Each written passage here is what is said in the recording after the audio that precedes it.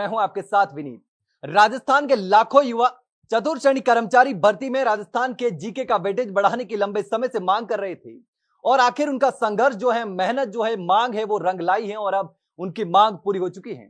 लगातार युवा संघर्ष कर रहे थे और इसमें बेरोजगार यूनियन के अध्यक्ष हनुमान किसान भी लगातार मेहनत कर रहे थे और यह मेहनत रंग ला चुकी है और अब राजस्थान के लाखों युवाओं का ये जो बड़ी मांग थी वो पूरी हो चुकी है। हमारे साथ आज मौजूद है हनुमान किसान, जो लगातार इसकी मांग उठा रहे थे और अधिकारियों से, मंत्रियों से और सीएम से मुलाकात कर रहे थे, पत्र लिख रहे थे और युवाओं की मांग उठा रहे थे और यह मांग पूरी हो चुकी है। तो हम हनुमान किसान से बात करेंगे कि जो लंबी जो मांग थी वो आखिर पूरी हो चुकी है और अब लाखों युवाओं के जो सपने थे वो पूरे होने वाले हैं। तो हनुमान जी, आप लगातार संघर्ष कर रहे थे और आखिरकार ये लाखों युवाओं की जो बड़ी मांग थी राजस्थान की वो पूरी हो चुकी है। तो अब क्या फायदा होगा राजस्थान के, क्योंकि लगातार मांग कर रहे थे कि इसमें दूसरे राज्यों के जो अभ्यर्थी है वो आएंगे और राजस्थान के युवाओं के साथ अन्याय होगा।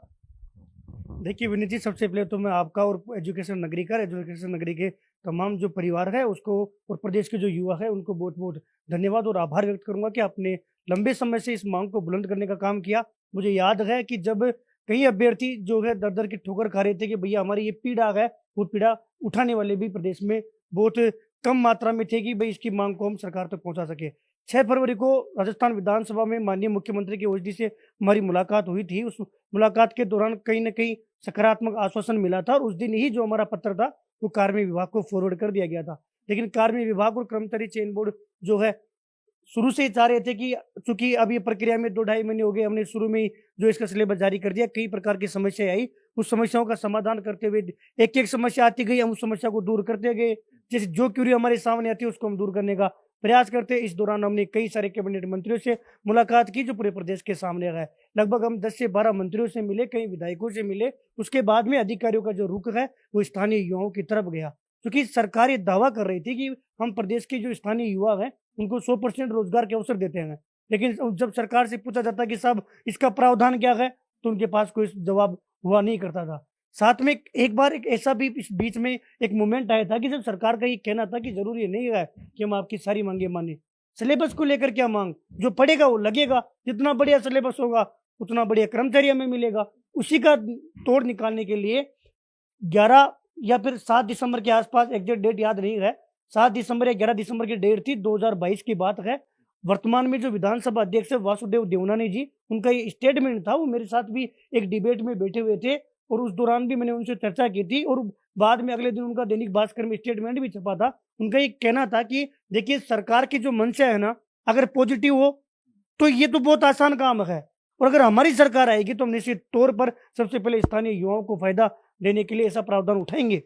उसे कहते हैं जब ये मांग हमने सरकार तक पहुंचाई तो सरकार को लगा कहीं ना कहीं हम इस मांग के प्रति पॉजिटिव थे। बाद में हमारी माननीय मुख्यमंत्री जी से होली स्नेह मिलन समारोह में मुलाकात हो गई। माननीय मुख्यमंत्री जी ने हमें हरी झंडी दी, कहा कि निश्चित तौर पर आप होली मनाइए, प्रदेश के युवाओं के साथ मैं हूँ और निश्चित तौर पर स्थानीय युवाओं को फायदा देने के लिए इस भर्ती में राजस्थान जीके का वेटेज बढ़ा दिया जाएगा। उसके बाद में कार्य विभाग गए, कार्य विभाग ने कहा कि आपका लेटर हम कब का भेज चुके हैं, बोर्ड मना कर रहा था। फिर आपके सामने 12 मार्च की हम डेट लेके आए, सब चीजें आप प्रदेश के युवाओं के सामने रखा। भगवान बालाजी महाराज के आशीर्वाद से, प्रदेश के युवाओं के हितों को देखते हुए, तमाम जो मीडिया बंधु है उनके सहयोग से ये मांग वर्तमान में पूरी होने जा रही है। कल माननीय बोर्ड अध्यक्ष जी ने आपके ही चैनल पे ये स्पष्ट कर दिया था कि हम इसको बदलने जा रहे हैं। बीच में सर एक चीज और थी कि प्रदेश के युवाओं को ये समस्या और आ रही थी कि भैया कब तक चेंज होगा, क्योंकि मना किसी ने नहीं किया। या तो कहा कि बढ़नी चाहिए या कहा कि आपकी मांग सही है, मना किसी ने नहीं किया। उसी को देखते हुए 1 तारीख को सुबह हमने अनशन का भी ऐलान कर रखा है और वो आज भी कर रखा है। अगर 10 तारीख तक कर्मचारी चयन बोर्ड जो है वेटेज नहीं बढ़ाएगा तो 14 तारीख से कर्मचारी चयन बोर्ड पर अनशन करने की घोषणा भी की थी। उसके बाद में कल आपने एक सुखद न्यूज दी कि अध्यक्ष साहब का भी बयान था कि 10 से पहले जारी कर देंगे। हम उम्मीद करते हैं कि हमें अनशन जैसा रास्ता नहीं अपनाना पड़े और माननीय मुख्यमंत्री जी की सोच युवा जैसी बेहतरीन काम कर रहे हैं। उसी का ये परिणाम है कि लाखों जो युवा है उनको खुशखबरी मिलने जा रही है।